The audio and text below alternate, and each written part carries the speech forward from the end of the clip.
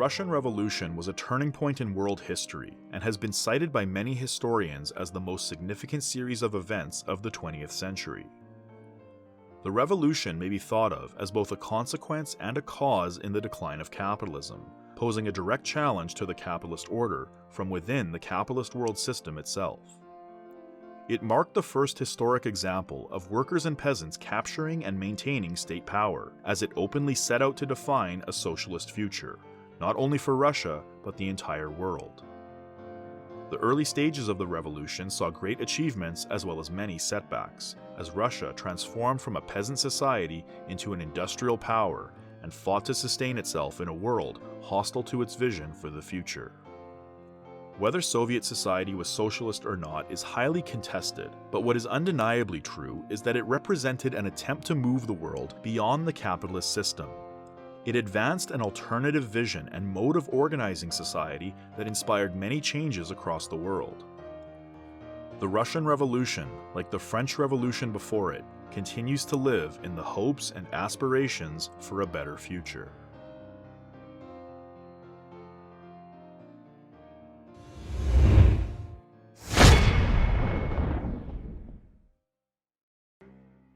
Tsar Nicholas II ascended the Russian throne in 1894 during a time of rapid social transformation induced by the new capitalist world system, as terrorist plots, a starving peasantry, and repeated military failures continued to deepen the crisis into the 20th century.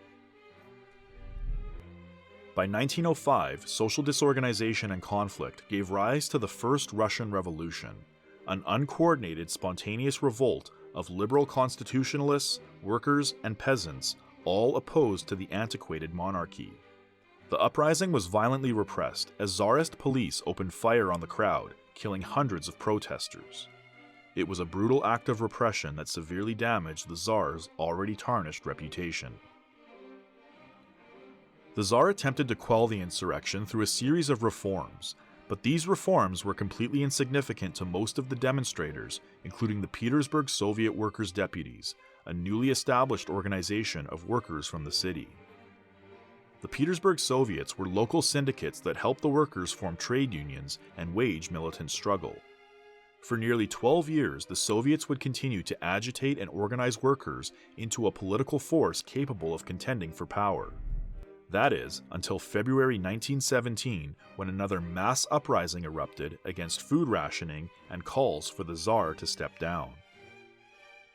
The insurrectionary forces, including the Petersburg Soviets, had won the support of much of the police and military, and after 8 days of skirmishes with the last remaining loyalist forces, the Tsar was finally forced to abdicate his throne. As the Tsar stepped down, the power void was filled by the provisional government, comprised of liberal and Republican factions from the scant bourgeois class.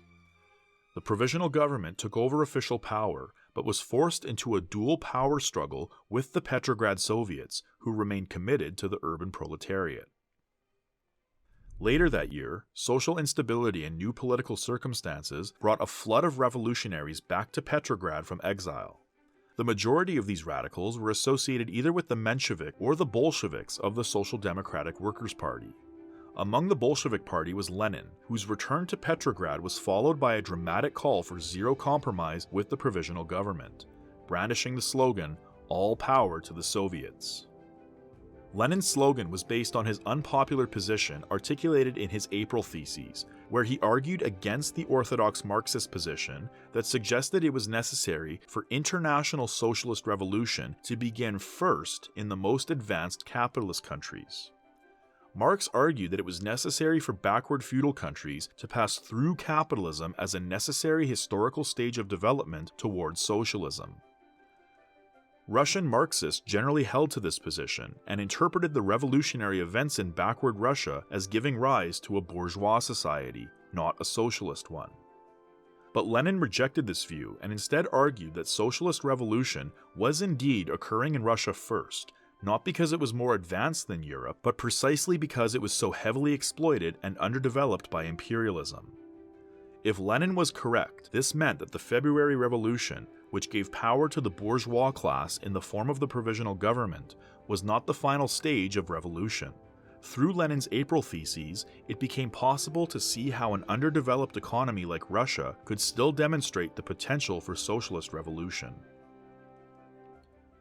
In October that year, shortly after a failed takeover by a right-wing general, Lenin thought the time for action had finally arrived, and orchestrated a coup d'état with the Soviet Revolutionary Military Committee. As a full-scale uprising erupted in St. Petersburg, a fleet of Bolshevik sailors entered the Petrograd harbor, and tens of thousands of soldiers rose up in support of the Bolsheviks. Trotsky, who had only recently joined the Bolsheviks a few months prior, played a leading role in the operation. He led the advance of the Red Guard, a small workers' and peasants' militia, on the Winter Palace and key positions in the city. The provisional government collapsed and the prime minister fled abroad. It was a bloodless coup.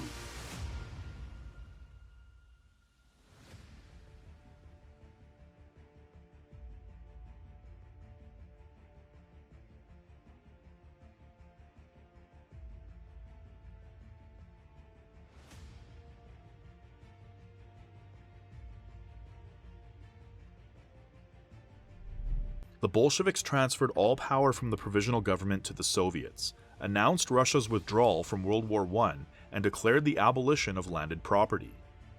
These decrees were immediately felt across the world. Capitalist nations everywhere took pause at the events unfolding in Russia. Not only did a group of rabble-rousers and criminals successfully capture state power, but were abolishing private property and urging workers of the world to do the same. Former allies, particularly the British, were deeply shaken by Russia's sudden disloyalty as it pulled from the war effort. It was an affront to the international power of capital that could not go unpunished.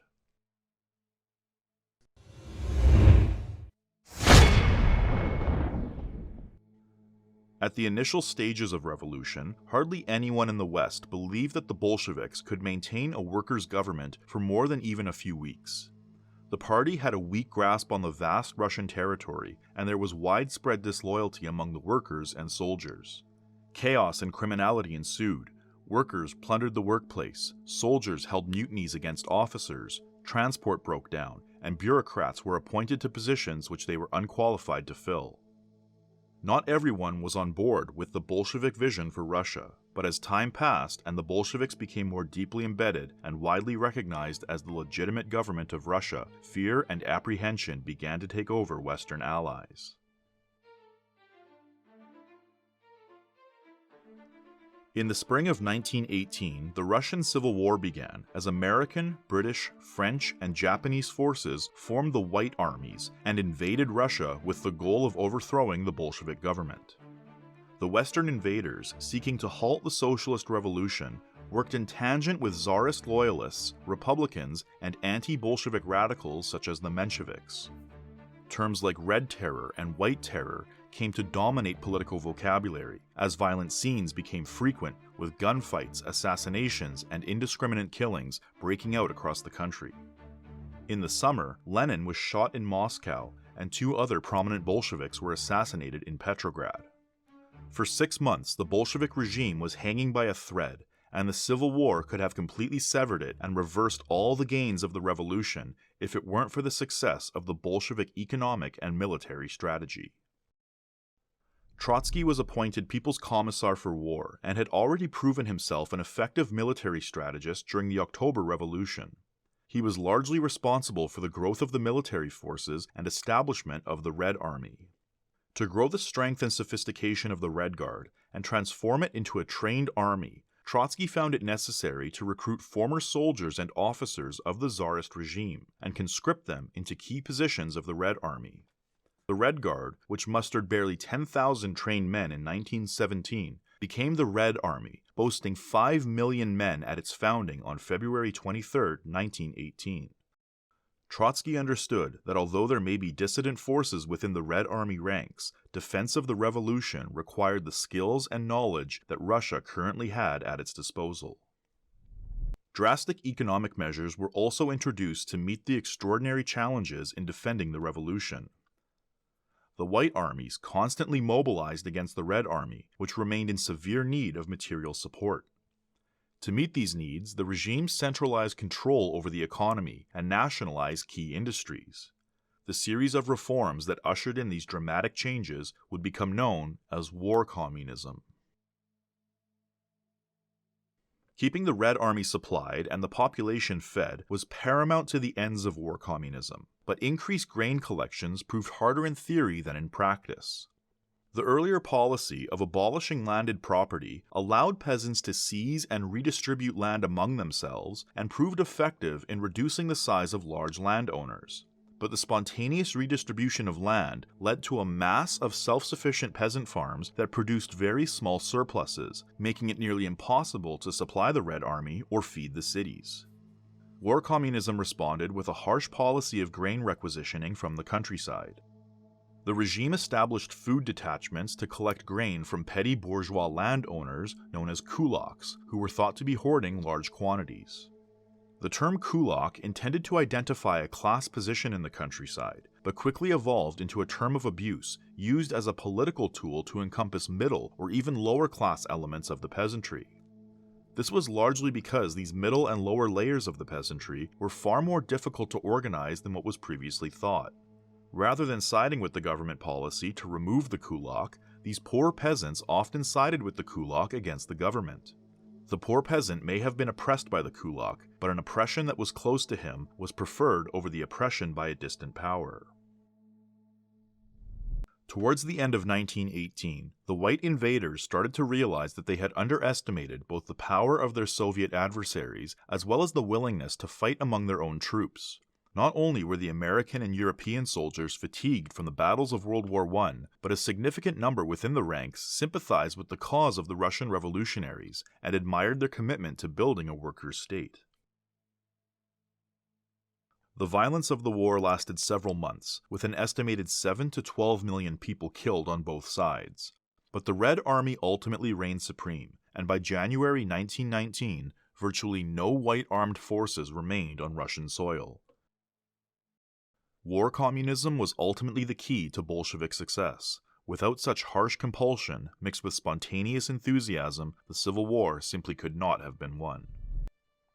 But in April 1919, Poland invaded the Ukraine, which sent Russia back into a crisis as grave as the Civil War, and the Soviet leaders were forced to take a position on the Polish invasion. Was the Red Army to stand on the Polish frontier and offer terms of peace, or advance into Poland? The Red Army had done well in holding off Polish forces until this point, and therefore Lenin enthusiastically pushed for an advance into Polish industrial territories. However, this plan proved to be a complete failure. Lenin predicted that the Polish workers would greet the Soviets as their comrades and join forces to overthrow the Polish bourgeoisie, but this did not happen. In Poland, like elsewhere in Europe, the working class continued to demonstrate sympathy and even support for the Russian Revolution, but they were not yet ready to carry the banner of revolution in their own countries.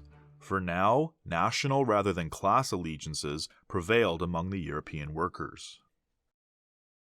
This embarrassing defeat also demonstrated weaknesses within the Red Army, whose rank and file largely consisted in peasants.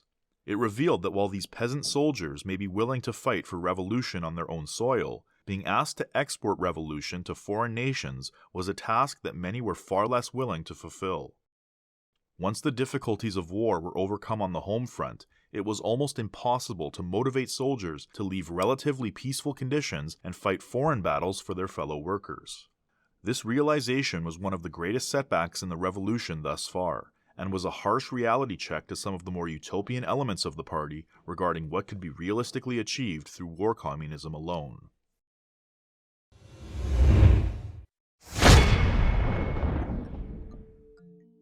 When the Civil War came to an end and war communism fulfilled its purpose, the open question remained regarding a path forward.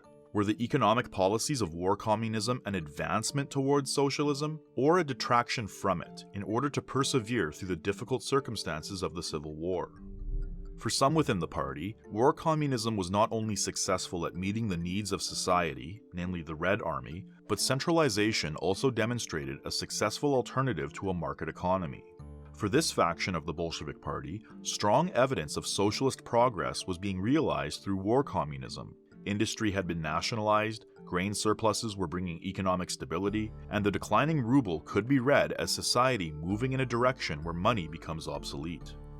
But others, including Lenin, understood that while centralization had effectively brought the labor force of key industries under the direct control of the Soviets, no such success was being achieved with the resentful peasant in the countryside. Conditions in the years immediately following the revolution were so bad that Moscow lost 45% of its population, and Petrograd, an industrial center, lost 58% of its population. Masses of city dwellers fled to the countryside, where perhaps some food may still be found. But with war communism diverting the bulk of national resources to the Red Army, starvation in the countryside was also becoming real. A change of policy was urgently necessary. The introduction of the new economic policy in March 1921 alleviated some of the difficulties of war communism by loosening centralized control over the economy. The essence of the new economic policy was in the notion that private property and markets must be reintroduced and allowed to thrive until the national currency is restabilized. Although the commanding heights of the economy would remain in the firm hands of the state, small producers were encouraged to seek a profit on the market after delivering a tax to state organs. If the kulak, who produced a surplus, was allowed to freely sell, then food supply and prices would restabilize, providing new ground for an advancement towards socialism. Opinions within the party were sharply divided. While it became clear that urgent policy changes were necessary, it was less clear how pursuing a market economy and enriching the kulak would help sustain the revolution. Some within the party opposed the new economic policy altogether and saw the reintroduction of a market economy as an abandonment of socialism. But the sharpest difference of opinion within the party remained on the question of the trade unions, which became an organ of the state as their independence was subordinated to the needs of war communism. But under the new economic policy, would the trade unions continue to function as an organ of the state, or would they defend specific interests and function independently of the regime within the factory? Trotsky, Bukharin, and Zinoviev took up the position that the trade unions should ultimately become incorporated into the state organs. But a faction formed within the party calling itself the Workers' Opposition, which took up the trade union perspective and advocated for trade union autonomy from the state. The Workers' Opposition was a quasi-syndicalist faction within the party that claimed to uphold the original ideals of the revolution. It gained a suspicious reputation within the party, but widespread sympathy among the workforce, as it argued against bureaucratization while promoting worker control over industry. The bitterness that ensued between the two sides of this issue deeply divided the party, and Congress was forced to pass two resolutions. The first declared that the syndicalist program of the Workers' Opposition was incompatible with the party platform. The second demanded the complete abolition of all factionalism. Opposition and debate would continue to be encouraged, but once a decision had been made, unconditional obedience was obligatory.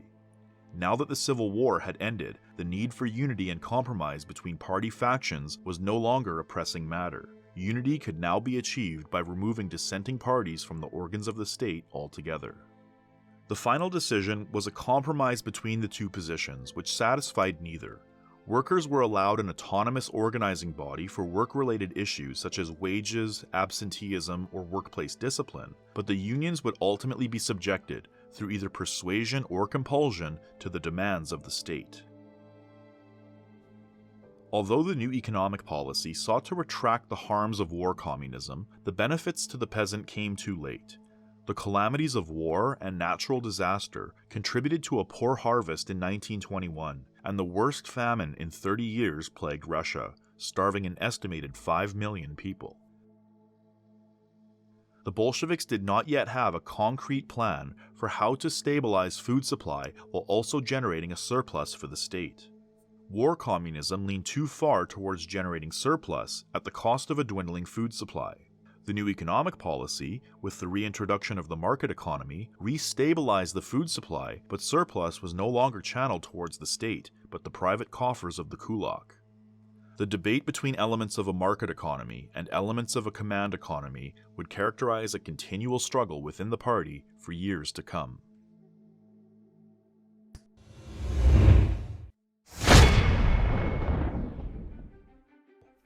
In the summer of 1918, the Bolsheviks ratified the first constitution of the new Russian Federative Socialist Republic.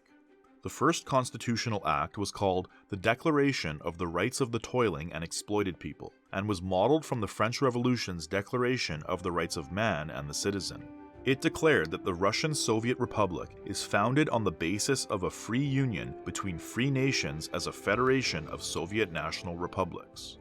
It also enunciated such general principles as the separation of church and state, workers' freedom of speech, assembly and opinion, military conscription, abolition of racial or ethnic discrimination, full autonomy for women, as well as the obligation and right to employment. He who does not work, neither shall he eat.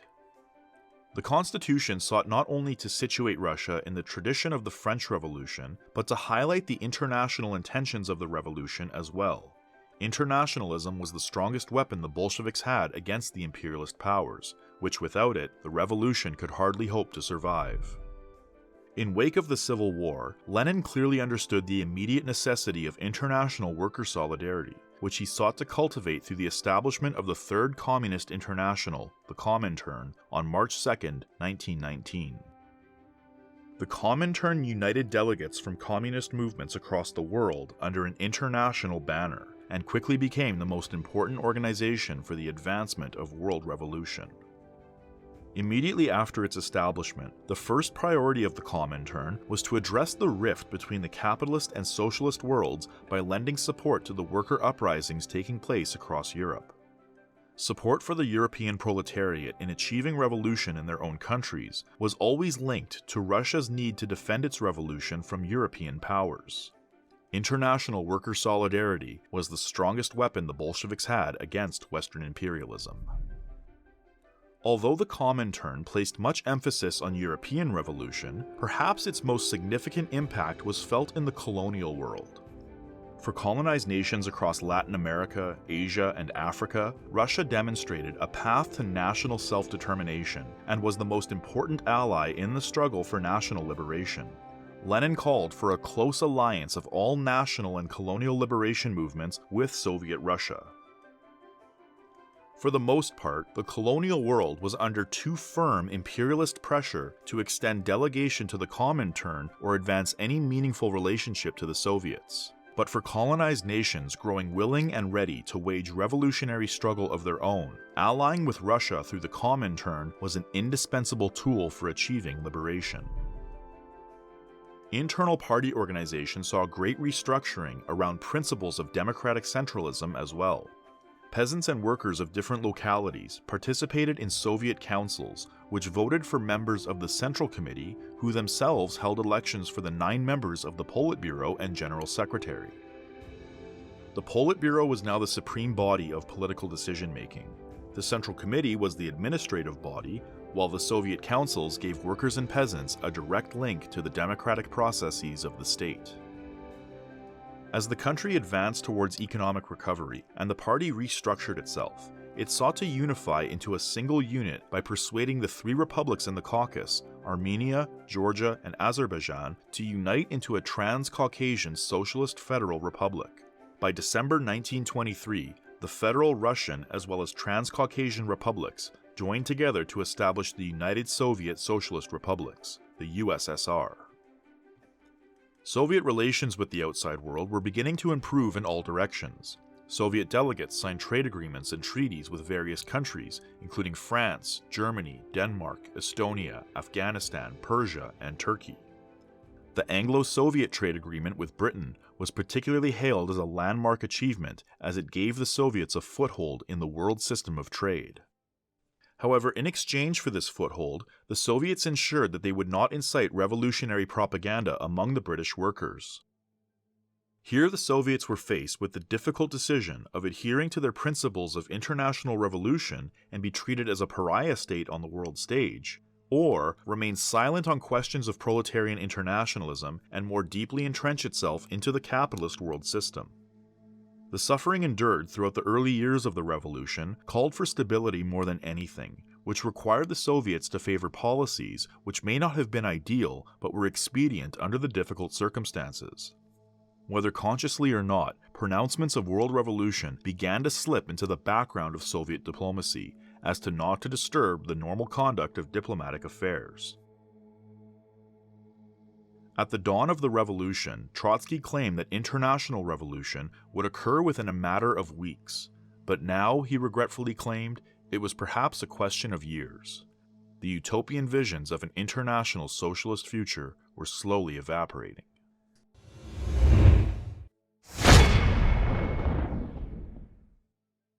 The process of economic recovery, inaugurated by the new economic policy, was overshadowed in 1922 by the onset of Lenin's prolonged illness.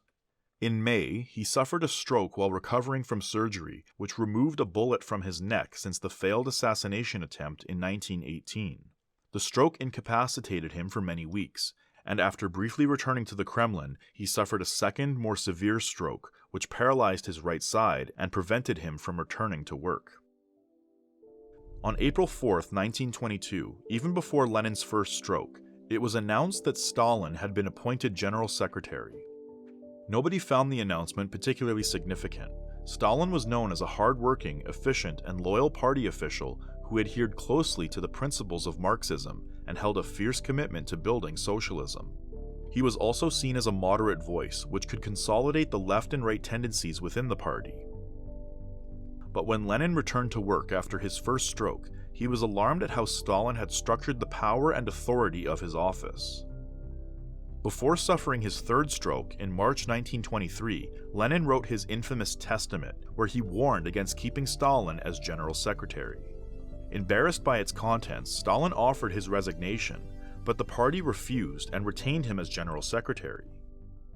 Furthermore, prominent leaders such as Zinoviev and Kamenev had no interest in preventing Stalin's rise, but instead drew together with Stalin in a determined effort to block any advancement in Trotsky's role. Trotsky was a newcomer to the Bolshevik Party with a record of past dissent, and was an isolated figure without Lenin. He was regarded with jealous dislike by his colleagues, whom he treated with a certain arrogance, and his past advocacy for militarization of the workforce made him suspect in trade union circles as well. Once Stalin, Zinoviev, and Kamenev successfully blocked his advancement in the Politburo, the time soon arrived to crush him altogether. Towards the end of 1923, Trotsky published a number of articles in the state newspaper Pravda, indirectly criticizing Stalin, Zinoviev, and Kamenev as the incorrect and unhealthy regime in the party. Stalin responded with a full-scale attack in Pravda, which called for the end of party dissent and the purging of dissident members. Trotsky was personally identified as a problematic element, and the new term Trotskyist became synonymous with opposition. Outnumbered, Trotsky gave up the uneven battle and headed for the Caucasus, shortly before Lenin passed away on January 21, 1924. Lenin had always remained committed to the vision of a homogeneous revolutionary leadership, consisting of an elite group of reliable and dedicated workers. During the Bolshevik Revolution in 1917, party membership was no more than 25,000. But in early 1921, when party membership had reached a total of roughly 700,000, Lenin found it necessary to purge much of the bloated bureaucracy, and by the beginning of 1924, membership was reduced by 50% to roughly 350,000. But after his rise to power, Stalin sought to reverse this course when later that year he introduced the Lenin enrollment, recruiting 240,000 new members to the party. The shift away from the vanguard party of Lenin to the mass party of Stalin was also ushered in alongside a new type of secular worship and devotion to the deceased party leader. Petrograd was renamed Leningrad, and Stalin published On the Foundations of Leninism, which canonized Lenin's thought by laying out its theoretical premises and its relationship to Marxism. Critics viewed Stalin's lionization of Lenin as an attempt to consolidate power by tying the image and spirit of Lenin to himself. But others, even bourgeois historians, point out that Stalin was indeed ideologically committed to Marxism and Leninism. He did not see them as hollow theories simply used to consolidate power, but truly believed in the doctrines which they espoused. In this way, Stalin was somewhat unique in his relationship to Lenin. He viewed himself not as an innovator, but the custodian of party orthodoxy, and often took pains to represent himself as a junior partner or devoted disciple of Lenin, often referring to him as his teacher. Trotsky, who was in a precarious position within the party, did not view Lenin the same way and had frequent disagreements with him. But after being denounced as an opposition leader, Trotsky attempted to conform to the new Leninist ideology of the party by renouncing his earlier positions, stating that one cannot be right against the party, just or unjust. This is my party, and I bear the consequences of its decision to the end. This reversal, however, did not deter open attacks proceeding from Stalin, Zinoviev, or in particular Kamenev, who launched into a lengthy speech based on his written work, Leninism or Trotskyism, which highlighted the incompatibility between these two modes of thought, and by extension, the incompatibility between Trotsky and the party. Back in 1905, Trotsky wrote that the initial stages of revolution would be anti-feudal and bourgeois in character, and that if a proletarian revolution ever came to Russia, it would remain incomplete until it was spread to the rest of the world.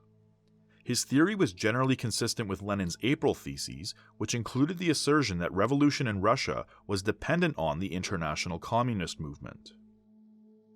Nobody seemed to pay much attention to Trotsky's theory of permanent revolution until Bukharin resurrected it by pointing out its divergencies from Lenin.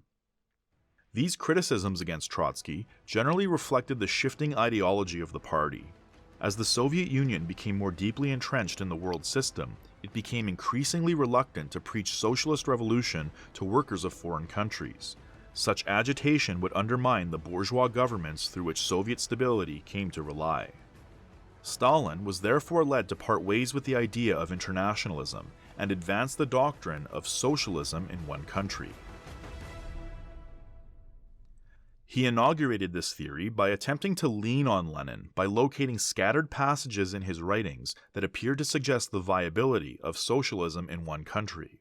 But anyone who was even remotely familiar with Lenin's thought knew it was a complete deviation from Lenin and a reversal of the earlier policy which directly pinned the success of Russian socialism on international revolution. But practical necessity called for theoretical revision. Although Stalin initiated the doctrine of socialism in one country, he never entirely abandoned the idea of international revolution, admitting that for a complete victory of socialism, for a complete guarantee against restoration of the old order of things, the combined efforts of the proletariat of several countries is indispensable. But Stalin and much of the party knew that realistically, help from abroad remained a futile hope. If the survival of the revolution relied on international revolution, then a situation without an international revolution meant that Russia's survival could only depend on Russia itself. The doctrine of socialism in one country was heading towards a self-sustainable Russian economy, whose independence would be maintained through modernized industry.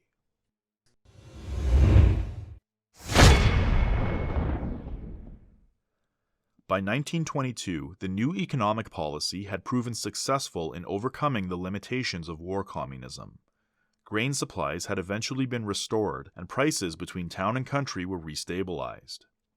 However, with the return of the market economy, the kulak was regaining a strong foothold on the economic situation in the countryside.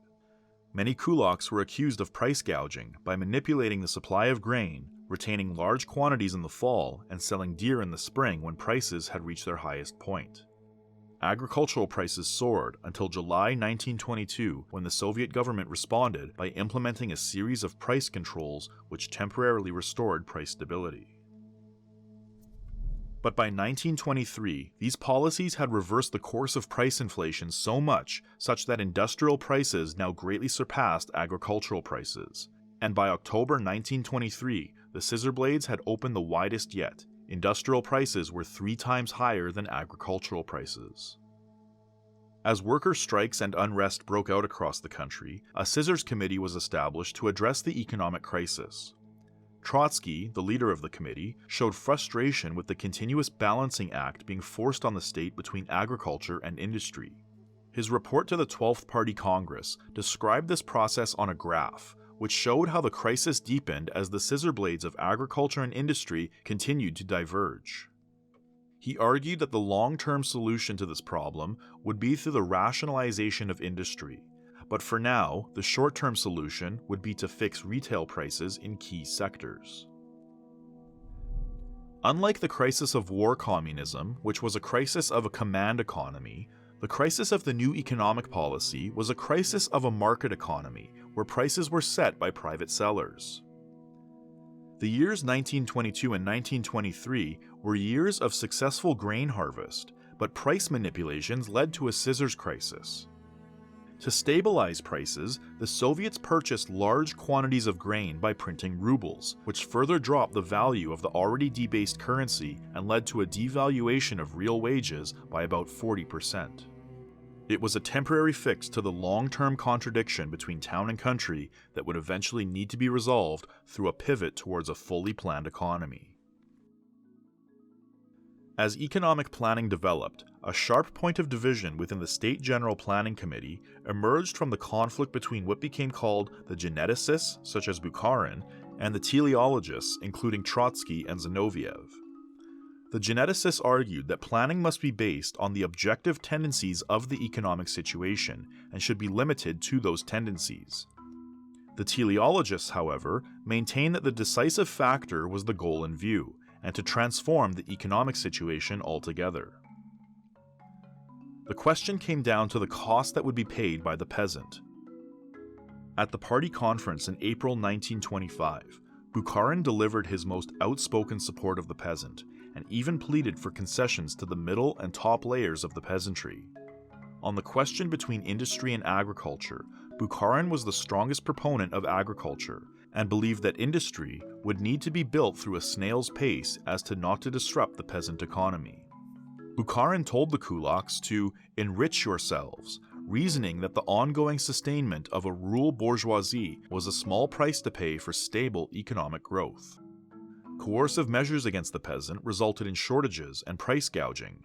Therefore, he argued that gradual and incremental growth of industry could only be achieved through the stability brought by market reforms in the countryside. But Bukharin was strongly opposed within the party. Throughout 1926 and 1927, there was a sharp turn against the new economic policy by the advocates of industrialization. Zinoviev criticized concessions to the peasantry and argued that the peasant is becoming the only real master of the Soviet land. He then launched into an attack on Bukharin's slogan for the kulak to enrich yourselves by recalling Lenin's declaration that the new economic policy was only intended as a temporary retreat, not a long-term policy. Kamenev and Trotsky agreed and joined with Zinoviev to form a united opposition to Stalin and Bukharin's concessions to the peasantry. In the past, Kamenev and Zinoviev had vehemently criticized Trotsky's positions with blistering attacks. But now that they had become so repelled by the situation, they saw it politically expedient to unite with their former rival. Tensions within the Politburo soon reached their peak when Trotsky launched into an attack on Stalin and branded him a gravedigger of the revolution. At a party conference in October, Stalin responded by recalling Trotsky's early associations with Mensheviks as well as his hostile exchanges with Lenin. Trotsky was then accused not only of factionalism within the party, but also for social democratic deviation from the party itself. In the spring of 1927, after prolonged agitation by the united opposition, Trotsky and Zinoviev were summoned before a disciplinary committee and threatened with expulsion from the party altogether.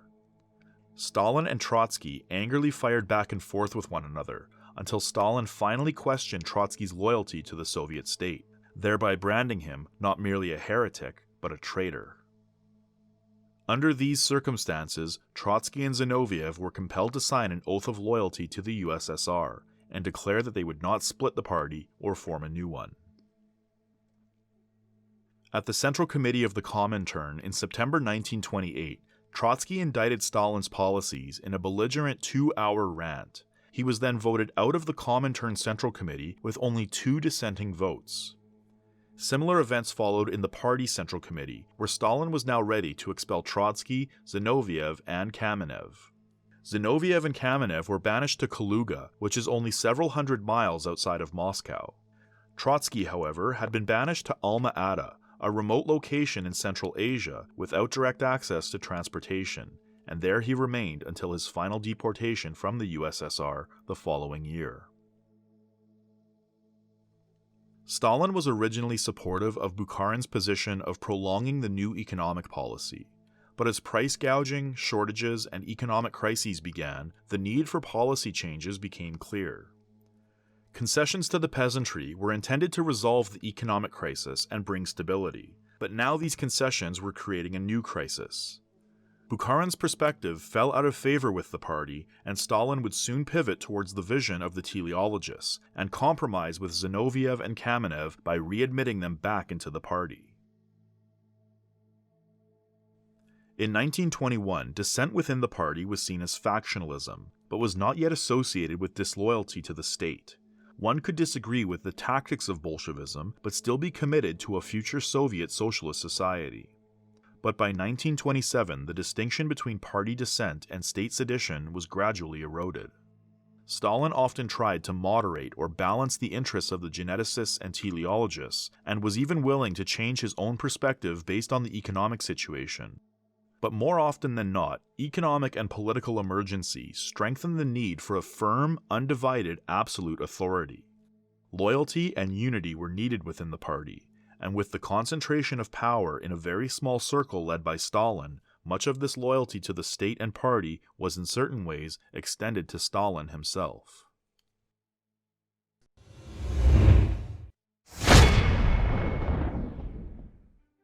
As the limitations of the market economy became clear, a transition began towards a planned economy, where decision-making and investment were to be made not through the market but through the far-reaching industrial projects planned by the state. The victory of industrialization was sealed with the completion of the first 5-year plan in May 1929. It was an impressively broad and detailed assessment and plan around which the whole economy came to revolve. The abandonment and replacement of a market economy with a planned economy was a completely untried concept and a plunge into the unknown. The planning program focused heavily on the goal of economic self-sufficiency, which meant converting the USSR from a country that imports machines and equipment into a country that produces machines and equipment. Some of the 5-year plan estimates proved overly optimistic, especially as targets were raised progressively higher, but it gave powerful impetus to ambitious projects in heavy industry and generated a great wave of optimism. The impetus for the decision to move toward a planned economy resulted from the failures of the market economy to modernize Russian industry. The main problem was that Russia, as a backward semi-feudal country, was a high-cost producer of industrial goods and could not compete on the global market with Western powers such as the US or Great Britain. Russian agriculture, however, was a low-cost producer, and with the abundant supply of land and peasant labor, maximum return on capital investment would be realized through investing in agriculture rather than industry. Under the dictates and rationale of a market economy, industrialization and modernization were therefore seen as irrational. Why divert investment to industry, a high-cost producer with little to no return on investment, when a greater return can be realized with investment in expanding agriculture, a low-cost producer? Under the prevailing economic conditions, modernizing industry was therefore seen as wasteful. Getting through this contradiction was a serious limitation embedded in the new economic policy, which prevented Russia from transitioning from an agricultural to industrial economy.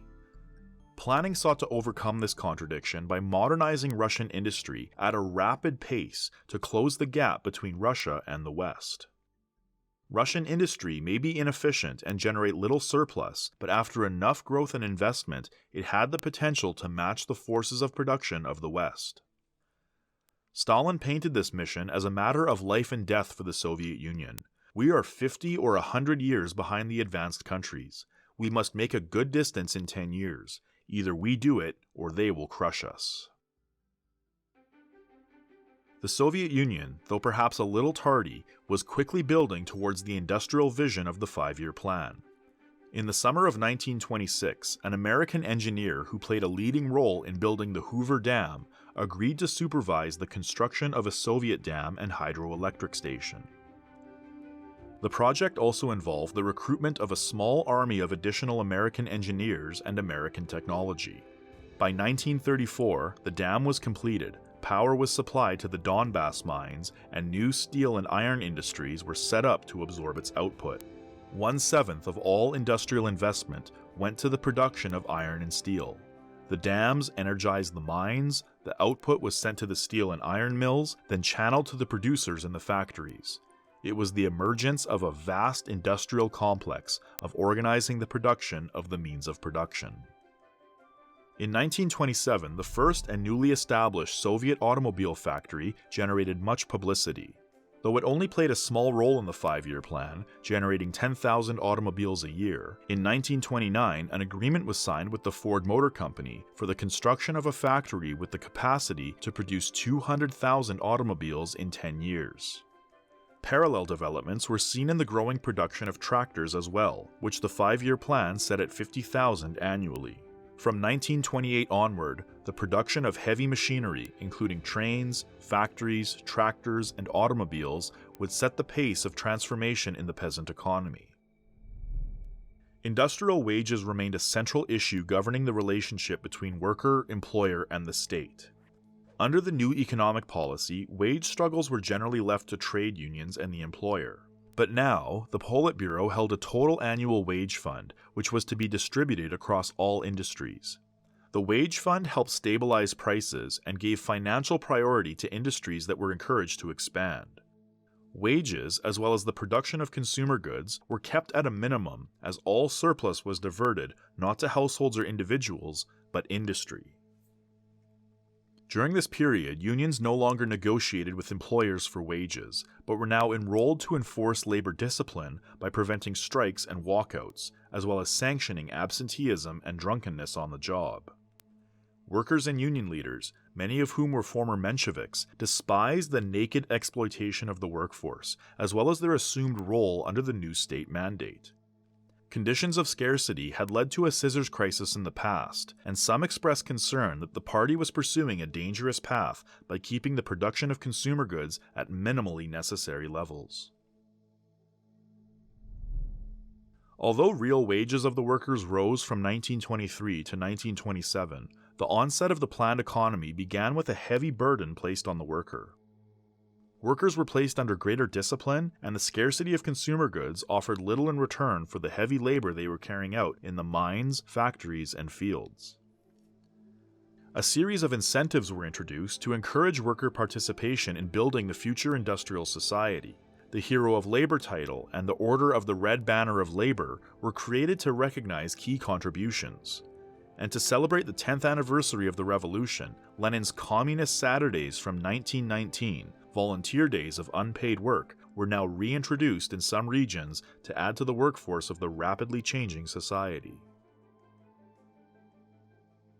The period was not so much characterized by resistance, but general apathy among the workforce. The rapid pace of industrialization would eventually allow the USSR to catch up to the West and make it capable of confronting the capitalist world both economically and militarily. But the fruits of these changes had yet to have any material impact on the worker's life. Employing means of production to produce means of production did not yield any immediate gains in terms of consumer commodities. Years would need to pass before the benefits of this policy would yield any direct results for the worker. The adoption of the first 5-year plan was a landmark in Soviet history. The prestige of the plan and the USSR was enhanced by the economic crash of 1929 and the Great Depression. The capitalist order had come under severe instability as the USSR felt its general immunity from the worst symptoms of the crisis. As unemployment levels reached 30 to 40% in Western countries, particularly the US, the Soviet employment rate remained at virtually 100%. The demand for an element of planning in the economies of the capitalist countries grew everywhere, which substantially influenced Western attitudes towards the USSR.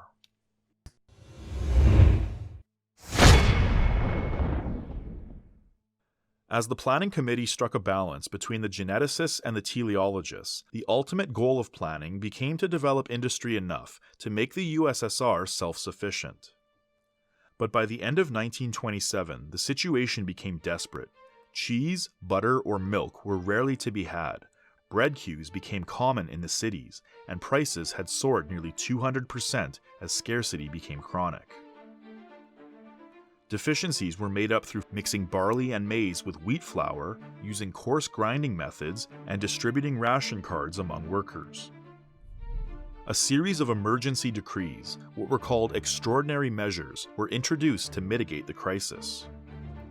Officials were sent to the countryside to enforce the widespread collection of grain. Every layer of the peasantry was forced to surrender more and make do with less. Not only were these harsh measures hated by the peasant and kulak in the countryside, but they shook the ranks of the party as well. Bukharin spoke of the waves of dissatisfaction among the peasantry, who perceived a return of war communism. The root problem of the agricultural crisis was traced to the backward organization of the peasant economy. Small peasant holdings that practiced ancient three-field rotation were plainly incompatible with an efficient agriculture. These pre-modern agricultural methods were suitable to the peasants, who produced enough for themselves and little more, but the small surpluses they generated were simply not sufficient for an entire country transitioning through heavy industrialization. The smallest unit of the peasant economy was not the individual, but the household, who organized members to work on a plot of land they collectively occupied. These households formed together into peasant communities and handled local matters like building roads or sharing resources.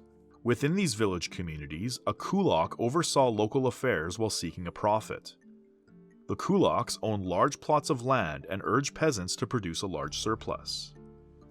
A farming community without a kulak were collective farms, comprised of self-organized peasants working land held in common. Some within the party viewed the collective farm as a stepping stone towards socialism, and believed that agriculture and industry may be inspired from the cooperative model of the collective farm. But others recognized that while socialized production may prevail on these collective farms, they produced only a slight surplus, and therefore needed to develop a collective model of industrial agriculture by achieving mass production with modern machinery. Another form of agricultural organization was the Soviet farm that operated under the mandate of the state. The state owned and controlled the land, as well as the equipment and machinery provided to the peasants to work the land.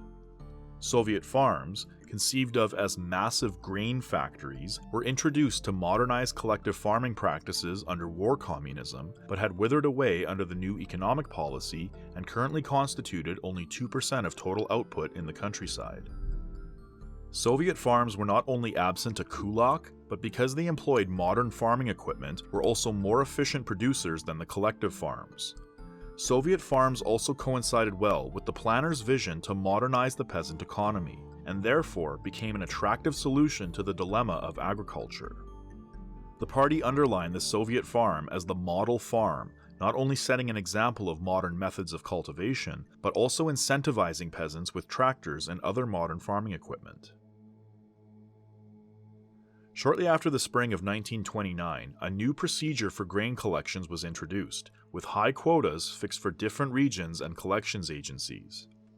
The peasant, not only the kulak, became frantic to conceal or sell on the market any surplus they had.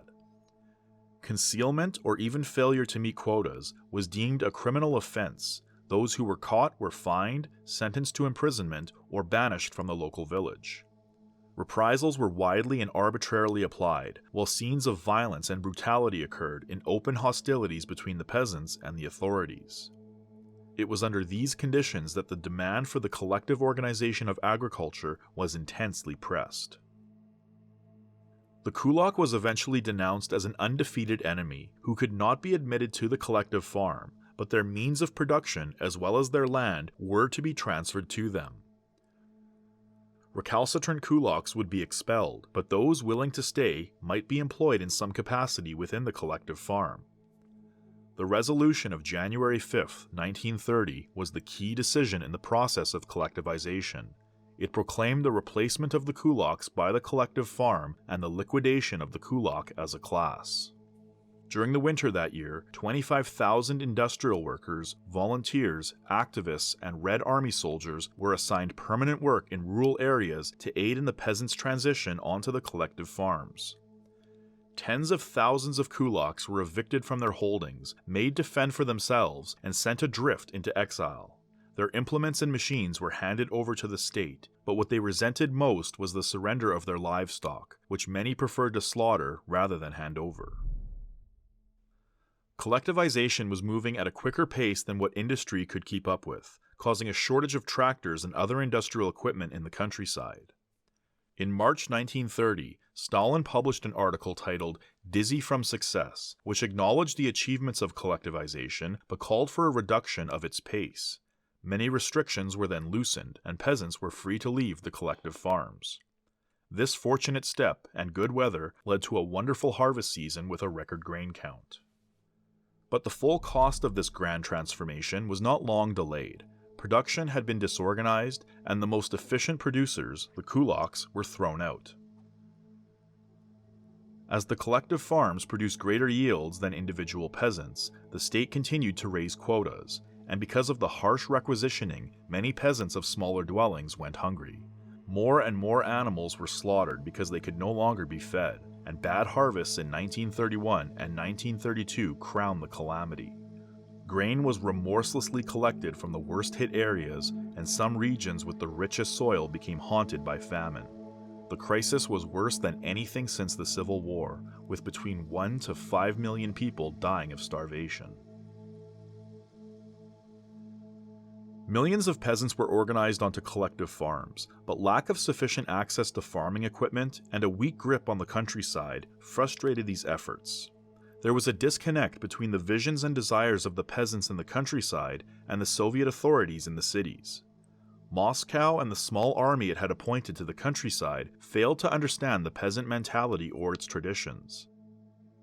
And the peasants did not comprehend the rationality of the reforms, seeing the party as nothing more than invaders who had not only come to abolish the peasant way of life, but to institute a type of slavery from which the first stage of the revolution had liberated them.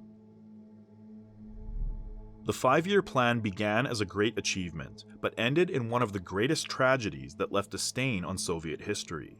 The tiller of the soil had been collectivized, but it took Soviet agriculture many years to recover from the disaster which accompanied the process.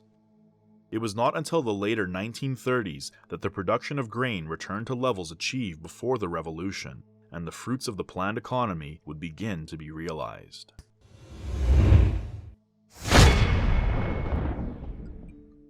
Marx viewed socialist revolution developing on the foundations of capitalism and bourgeois democracy.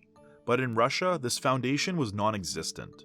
Lenin and the Bolsheviks attempted to build socialism not in an advanced capitalist country, but in an economically and politically backward one. This dilemma could be circumvented if the revolution were to become international, and socialism was to be introduced in the advanced European countries. The opportunity for such a transition arrived with the First World War, when Russia staged a successful revolution and urged the European proletariat to follow suit. But when European revolution had failed and international socialist revolution was no longer imminent, it became clear to the Bolsheviks that Soviet stability could not be achieved exclusively through the international socialist movement. The strongest economies in the world remained absent of socialist governments. Therefore, in order for Russia to establish itself on the world stage, it needed to become tied to European bourgeois states.